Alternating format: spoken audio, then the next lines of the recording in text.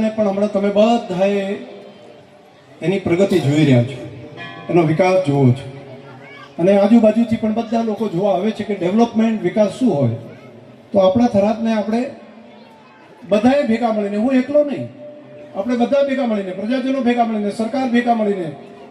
અહીંના સમાજ જીવનના તમામ લોકો ભેગા મળીને, તમામ જ્ઞાતિ સમાજો ભેગા મળીને, સાથે મળીને આપણું થરાદ એ માત્ર ગુજરાતમાં નહીં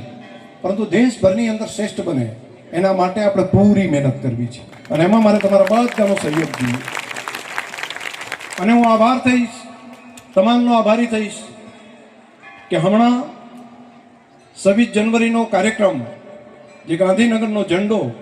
આપણા થરાદની અંદર તિરંગો લહેરાયો અને એમાં થરાદના પ્રજાજનોએ જે પ્રેમ અને લાગણી આપી, એના કારણે કરીને આખા રાજ્યની અંદર એવું લાગ્યું છે,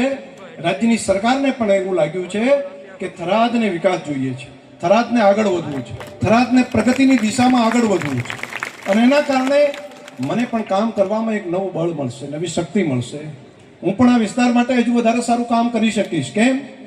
કે રાજ્યના મુખ્યમંત્રી શ્રી, રાજ્યના ગવર્નર